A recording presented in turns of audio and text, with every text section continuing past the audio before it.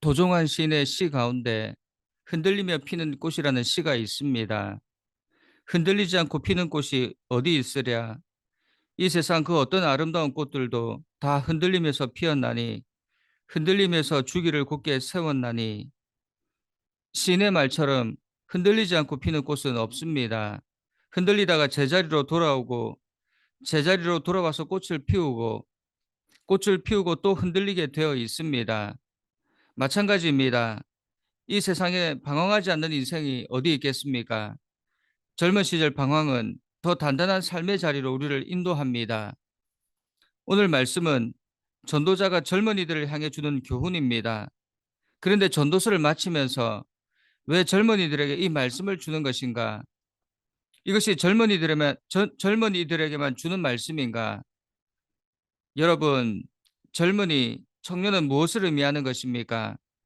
히브리인들이 가지고 있는 청년에 대한 생각은 단순히 나이의 많고 적음을 말하는 것이 아닙니다. 생물학적인 개념을 떠나 목적과 사명을 위해 부름받고 택함받은 모든 사람이 청년입니다. 그리스도인은 하나님의 사명을 따라 창조되고 부름받았습니다. 그러므로 본래 크리스천은 누구든지 청년입니다. 아무리 젊어도 목적과 사명을 위해 부름받지 않는 사람은 청년이 아닙니다. 그렇다면 오늘 이 말씀은 모든 그리스도인, 성도들에게 하는 말씀입니다. 오늘 전도자는 청년들에게 공고한 날이 이르기 전, 아무 낙이 없다고 할 해들이 가깝기 전, 해와 빛과 달과 별들이 어둡기 전에 무엇인가를 하라 말씀합니다. 더 늦기 전에 해야 할 일들이 있다는 것입니다. 그것이 무엇입니까? 오늘 말씀을 통해 살펴보면 창조주를 기억하라는 것입니다. 이것이 전도서를 통해 전도자가 가장 분명하게 독자들에게 새겨주고 싶었던 교훈이라 할 수 있습니다. 그렇다면 그는 왜 이처럼 창조주이신 하나님을 기억하라 강조하는 것입니까? 그것은 바로 우리 인생의 진정한 의미는 하나님에 의해서만 발견될 수 있기 때문입니다. 지금까지 전도자가 강조했던 말씀이 무엇입니까? 그것은 우리 인생은 그 자체만으로는 너무나도 허무하고 덧없다는 것입니다. 해 아래 새 것이 없습니다. 스스로 새로운 것을 만들어내지 못하고 과거의 삶을 반복하다 결국 흐르는 시간 속에서 소멸되는 것이 우리 인생이라는 이야기입니다. 성경 기자들은 이를 아침에 돋는 풀, 잠깐 보이다가 없어지는 안개에 비유하기도 했습니다. 우리 인생은 이처럼 허무한 것일 뿐입니다. 그런데 이것이 다라면 허무주의자들, 회의주의자들, 그런 사람들의 주장이 옳을 것입니다. 그러나 우리의 인생은 그렇게 허무하게 끝날 수도 있지만 그렇지 않을 수도 있습니다. 세상에는 두 종류의 인생이 있습니다. 해를 등지고 사는 사람이 있고 해를 향해서 사는 사람이 있습니다. 해를 등지고 사는 사람 앞에는 늘 그림자가 펼쳐져 있습니다. 그러나 해를 향하고 사는 사람에게 그림자는 자기 앞에 있지 않고 뒤에 있습니다. 어두운 것만 보는 사람은 어두운 것밖에 이야기할 것이 없습니다. 사람을 볼 때도 부족한 점만 보이고 그래서 불평하게 됩니다. 무엇을 보느냐가 중요합니다. 그래서 오늘 전도자는 전도서를 마무리하면서 모든 성도들에게 하나님을 기억하며 하나님을 바라보며 살라는 것입니다. 그럴 때 우리 인생은 의미가 있습니다. 왜냐하면 우리 인생을 지으신 하나님이 참되시며 영원하시며 완전하시기 때문입니다. 여러분, 우리 더 늦기 전에 하나님을 찾기를, 하나님을 바라보기를 간절히 소원합니다. 오늘 본문은 너의 창조주를 기억하라 이야기합니다. 왜 창조주를 기억해야 하는가? 창조주는 우리를 만드신 분입니다. 우리를 만드시면서 그분에게는 분명한 목적이 있었습니다. 그 목적이 무엇인가? 우리를 향한 그분의 뜻입니다. 바로 우리에게 허락하신 사명입니다. 청년의 때 공고한 날이 이르기 전에 우리는 우리의 사명을 기억하고 그 사명을 완수해야 한다는 것입니다. 청년의 때 우리의 젊음을 낭비하면 하나님의 심판을 피할 수 없습니다.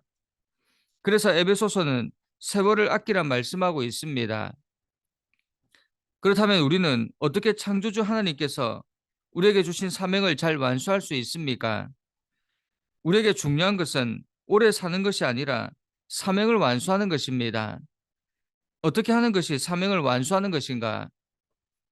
1956년 미국 전역을 충격에 몰아넣었던 사건이 있었습니다.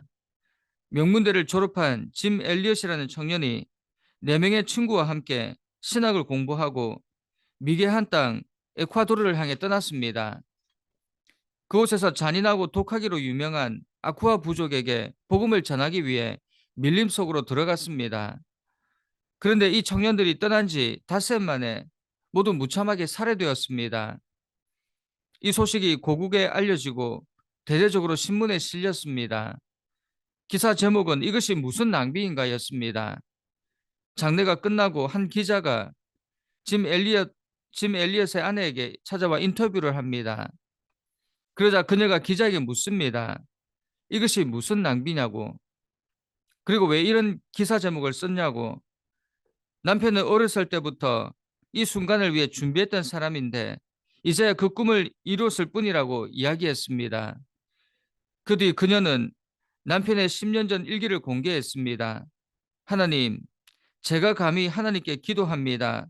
이 부족한 나무토막 같은 인생에 불을 붙여 주십시오.